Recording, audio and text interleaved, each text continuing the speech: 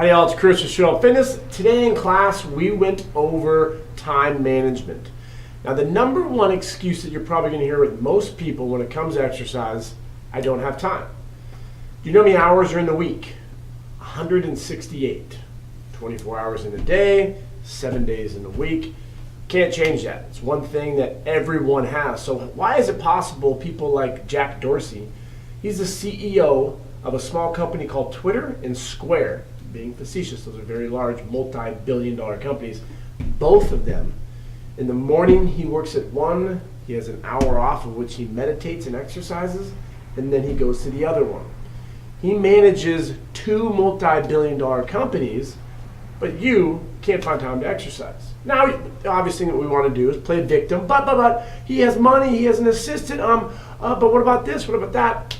You got to get off that victimhood train, all right? If you want to exercise, you make it a priority. How many times have you had a date? How many times have you had a team that you want to watch? Well, my favorite is, what about when you need to go number 2? What do? You make it a priority, because if you don't, you shit your pants. Not the best analogy, maybe it's kind of grotesque, but it's true. We make priority for certain things, but when it comes to exercise, we don't. We go to work 40 plus hours a week, and most of you probably hate work, but you still show up. I gotta pay bills, I gotta get my phone bills and all this other stuff. But when it comes to exercise, we don't. So instead of making you feel bad, let's come up with a plan to help you exercise, and that's gonna be a time card. How many of you have the excuse, I don't have enough time, but have never filled out a time card? So what you do, so for example, I'll get my pen. Today would be the 25th of January. I would write down, I woke up at 5 a.m. Saturdays I like to wake up a little later, Saturday, Sunday 5, during the week it's 3:30. So from 5 to 6, what did I do? From 6 to 8, what did I do? And you will find throughout the day a lot of opportunities where you are doing mindless shit. And what we have over here is a pie graph of the work week. And I'm being very generous here. So let's take this average individual, and we're gonna say that you're sleeping 8 hours times 7. Now we know for a fact that the average person is not sleeping 8 hours, but I'm gonna give it to you anyway, 56 hours in the week. I'm gonna say that you're working 5 days a week, 8 hours a day, and I'm gonna give you a 2-hour commute. I'm giving you that. That's an extra 50 hours. The average American watches 36 and a half hours of television a week. We're going to put that on there as well. Social media, 10 and a half hours per week, roughly 90 minutes a day. I'm going to give you 9 hours of random shit. It says random shit on there. That includes eating, showering, complaining, and humping. Put that and give you 9 hours for the week. Guess what? Ready for this? Still leaves 6 hours for 90-minute workouts per week. What's your excuse? Because I know for a fact you're probably not sleeping 8 hours. I know for a fact that you probably are doing less random shit.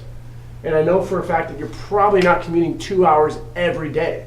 So that's going to give you even more time. So what you have on the plate? Excuses. One of my trainers, she brought me this awesome mat, and it says, leave your excuses at the door. You got to go grab a mirror, and at the end of the day, you got to look at it. Because you are the only person that needs to be held accountable for you not showing up. So write out a time card. Plan for the week ahead. So imagine if your biggest celebrity crush, mine's Lacey Chabert. I loved her in Party of Five. My brother loved Jennifer Hewitt, and he wouldn't allow me to love her, so I had to have a second girl, and that was Lacey Chabert. And so if I were given the opportunity to go on a date with her, you make that a priority. No ifs, ands, or buts. You will be there. Once in a lifetime opportunity, right? You need to take that same approach with your workouts. Sunday night, when you're doing random shit, get out a calendar. I keep this right on my desk.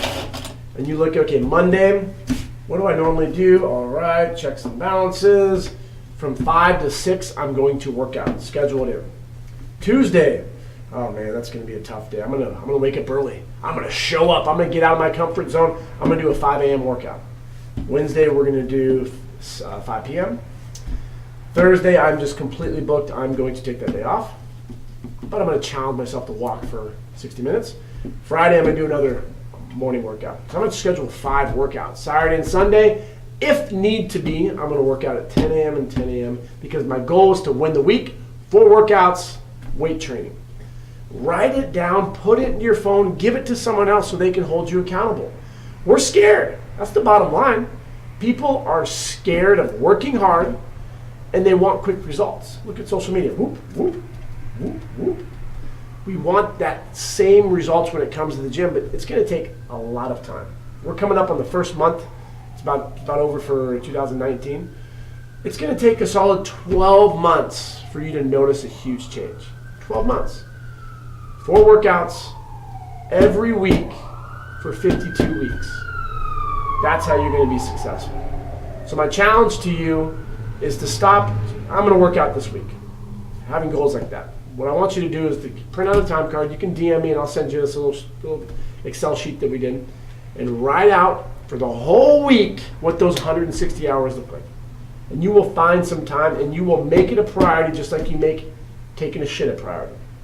All right, y'all. There's class today. Showing up. Time card. Time management.